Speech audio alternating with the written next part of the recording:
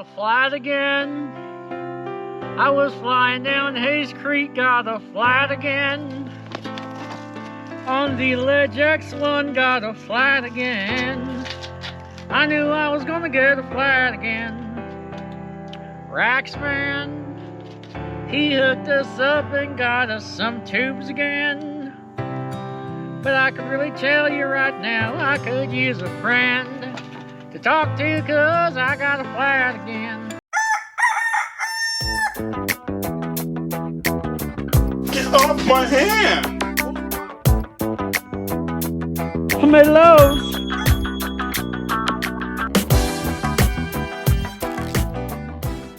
Wolf Tick Nation, thank you guys for tuning into once again another Wolf Tick Videos episode. We are glad you guys are here because we're atop beautiful Mount Nebo State Park.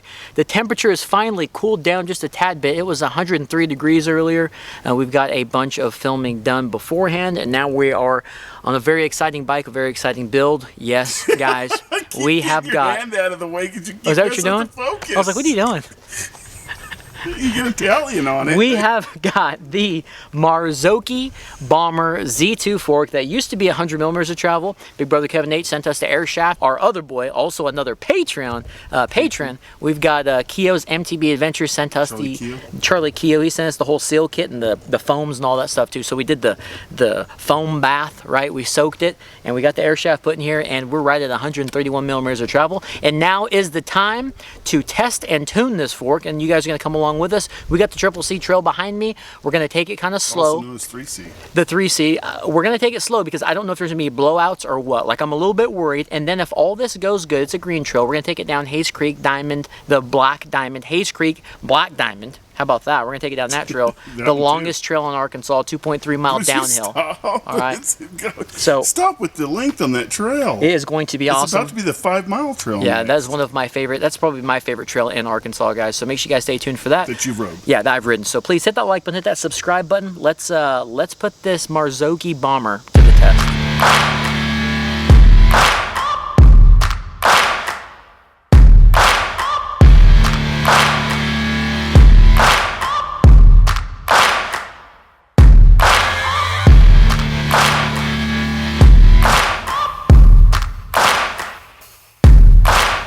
I think this might be too hot out here for this gratuitous slow-mo. Who's doing gratuitous slow-mo? I'm recording normal. Oh, good. So it's not from the back of the truck to a slow to this? No, this is the back of the truck. You already pulled it. We already did gratuitous at the truck. Oh, that's enough gratuitous because it's damn hot. It's too hot. I agree. Yeah. Good. I'm glad we're on the same page. I was wondering what you were doing.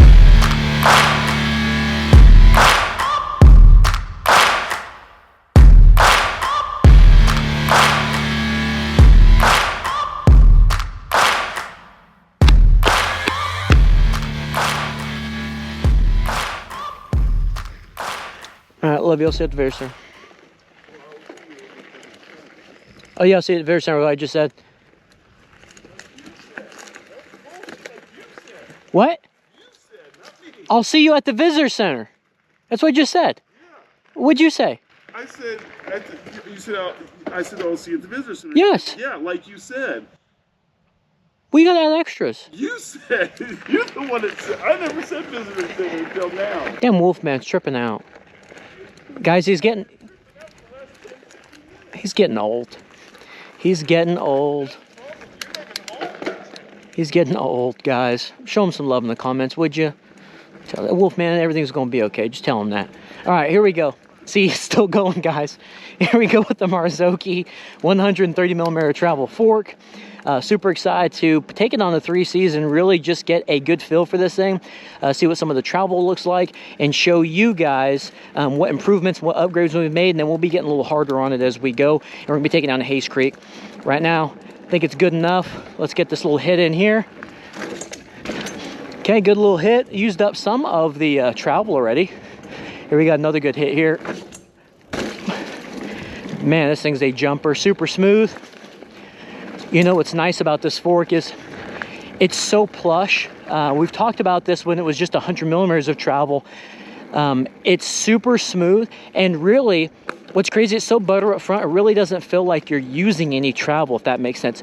and I can't wait to put it through its paces to see what the 130mm travel brings. In and out of the corners, it's super smooth.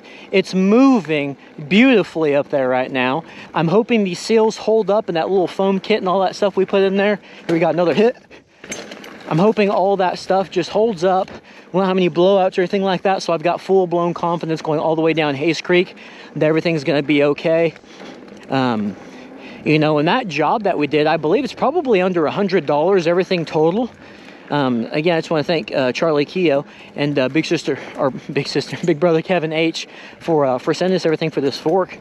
Dude, this fork's a performer. We're not going to be rating it. We're not going to be rating this fork. We just wanted to keep that just its own upgrade, you know, and not rate it based off of that. You can get this fork with more travel, of course. And the cool thing is it's close to the Fox Rhythm as well. You can do the same thing with the Fox Rhythm, whether it's a 27.5 or a 29er. But, man, right now, everything seems to be pretty good with the front end. It's butter like it has been. A lot of these small hits and things like that, it's not really going to affect until we start going a little bit faster and put some more pressure on it. One thing I do want to do, though, is we're going to put this fork into lockout. Okay, now you guys can see that front end. I remember we were talking about it on initial impressions when we did the Airshaft, and we like did something weird to it. But now I'm putting all my weight on the front end. It's completely locked out. So whatever that was, I may have messed with that rebound a little bit. I'm not too sure. And we've talked about this fork on the real-time review. Open now. We've talked about this fork on the real-time review and some of the positives and things. I think one of the negatives on this fork, you know, my dad's was the lockout. Wolfman was talking about the lockout wasn't very good. I think the negative, in my opinion, is the rebound is set to the slowest right now, and it's not enough for me. It still feels a little. It feels a little bouncy almost still. You know, with the 130mm of travel. We'll see at a high rate of speed if it makes that big of a difference. But I just wish that the rebound was a little bit slower. Man, I think that's enough of a warm-up. What we'll do is we're going to keep these compression rings, they're all the way down. We're going to keep the compression ring where it's at right now. When we get to the truck, I believe I have a caliper tool. We're going to measure and see how much travel we're using. All right, guys, let's take a look at the stanchion travel, see how much we use. Here's the compression ring right here. Has not been touched. Let's see what we got. All right, so we have only used 115mm of travel, so we still got some more movement over there. We'll hit some of those bigs. We got a little bit more movement there for the caliper was in the way. We'll hit some of those bigs on Hayes Creek, and we'll do the exact same caliper test when we get down. When we get down there, but let me go ahead and get a ride from old Wolfman, and then we'll hit it up, guys. Now you want to see my old man's help, huh? Yeah. Okay, everything looks good on this fork. We got the compression ring all the way down.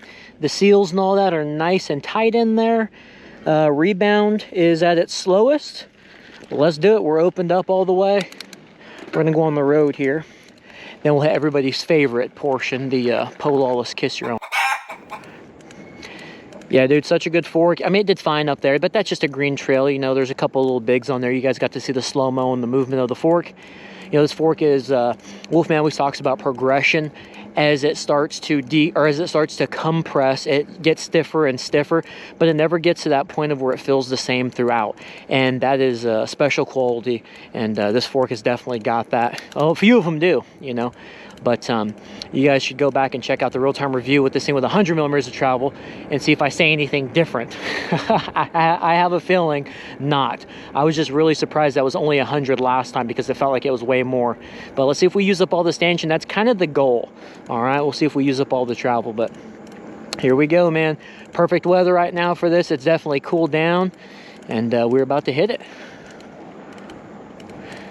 Here we go.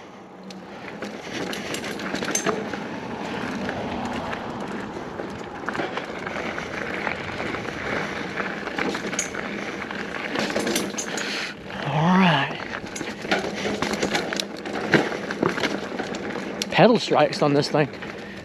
Okay, guys, here we go. Oh, yeah. Here we go. Woo! A lot of air right there. One finger braking. Right to turn one. Oh, we're moving. We're moving. Dude, was this bike just flying right now or what? Holy crap, in that fork. I still don't think we've used all the travel on it. Dude, the speed and how plush it is. Oh, wow. Oh, this is gonna be a fun ride here. This is the stuff I get excited about. The chain slap, not so much. Okay. This one, you know it's gonna be a good day. When you get on a bike like this and the front end just starts feeling like that. Whew. Okay, here we go. First turn. A little bit higher than I wanted, but okay. Dude, is it responsive or what over all of this little smalls here and there? Dude, the small bump feel is amazing on this fork. It's like reacting to everything. I'm just flowing over it all. And no, it's not just because it's a full suspension. All my weight is purposefully up front right now. Woo! Oh yeah. It's what you call just a good old grip it and rip it. Mm-hmm. Nice. Let me drop this seat post. I don't think I dropped it. Just so glad that this fork is working out for us so far. You know, it's the first time on a Wolf Tick Videos episode, all of you guys know that we've ever torn a fork apart, and we've actually done an upgrade to it, and we put it back together, and it's okay so far. Hope I'm not jinxing the rest of the ride, but dude, it's awesome. I mean, it's so nice to be using the rest of the travel up. All right, we've got the Savage Rock Garden here. It's nice to be using all of that travel. Woo! Here we go. Big yeah. Oh my gosh, guys. Woo! Dude, we are moving on this bike, and that fork is soaking everything up. You know, I was talking about not liking... Oh man. I was talking about not liking the slow of rebound, but I'm gonna take that back and say for 130 millimeters of travel, it's perfect, because there's still a lot of fork to be had by the time I think I'm fully compressing. You know what I'm saying? Like, oh, bottom bracket struck bad right now. Oof, dude, that was hardcore down there. I think it's okay. Or the crank arm. You know, I was talking to that, saying a negative was the rebound just not slow enough, but that's okay because I'm getting soaked up here, and then it's still progressing and it gets tighter. By the time I land, the fork is not fully compressed out, and when I'm hitting these smalls, I'm about going right here. Again, I'd like it to be a little bit slower, at least I thought I did, but this is about the perfect combo. 130, I'm loving that rebound. I just, I'm curious if it's the same type of rebound feel all the way across, no matter if this fork was 150 millimeters of travel or not. Does that change up when you change the Airshaft out? I don't know. But wow, that's impressive. This fork is so smooth. I don't know what's going on with the Acolyte down there. All right, we got a little drop down here. We're gonna hit the drop as well. Oh, scary. That's a big drop. I would say big little drop. Wow. Dude. Okay, we got a good little speed portion here.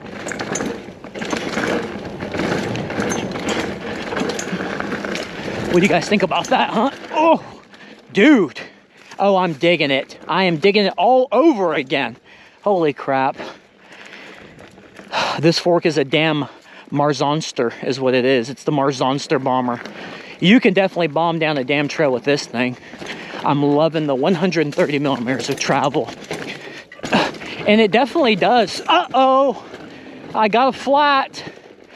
And I think I got it down there in the speed portion. The real fast area, I felt that back knock a little bit. Oh man, what a way to stop a ride. We got a tube though. Damn, hey, it's not my normal spot. I've never been here before. As far as the flat's concerned, there's nobody riding these trails. Let's hook this guy up over here to the side and get this flat changed out right quick. I'm liking this fork even more now. It does add a little bit of slack to the ride, and thankfully this bike is not a climbing bike whatsoever, but taking big dips like that and just big hits every now and then, it handles them without an issue. God, the Marzocchi. We got a pretty good little feature here. Oh yeah. Woohoo! Dude, this is so much fun.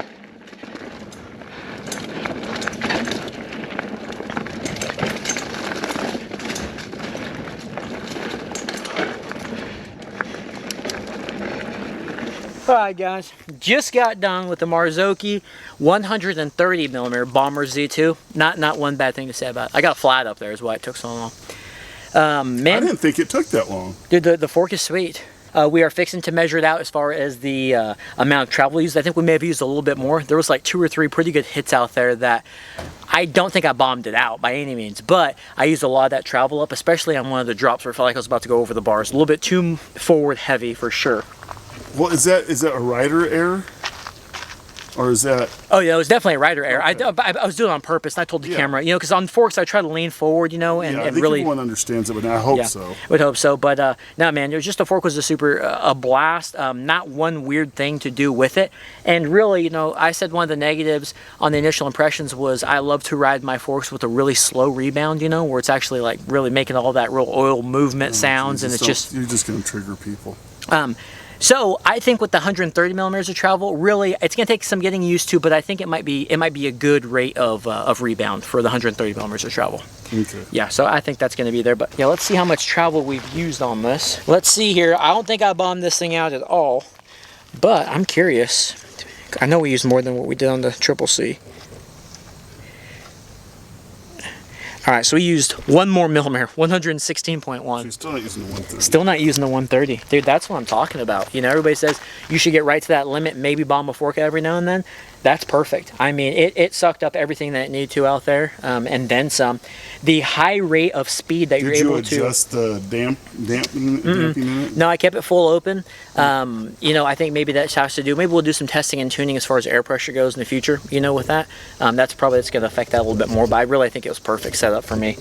You know, I'm just so happy to be back on the ledge with a 130mm travel fork on there. Really, I don't think it makes a huge difference with the amount of slack. You know, a lot of people get scared of that slack. This isn't a climbing bike by any means, but I don't think it made that big of a difference as far as a feel of like getting wore out, because the Triple C does have a couple of climbing spots. But one thing I do want to change on this bike, you know, this is our older Acolyte, it's definitely wore out. I've got the window on here, it's cracked. We need to do something with the Acolyte groups that we need to change the sucker out. We got a couple of groups that's back at the shop. Yeah, it needs to be updated. It's getting a little rough in the shifting department. It's pretty loud. I didn't even have the stabilizer on right now because it gets so stiff when I have to shift it. So that's another day. But all right, Wolftick Nation, we will see you guys on the next episode. We appreciate you guys watching.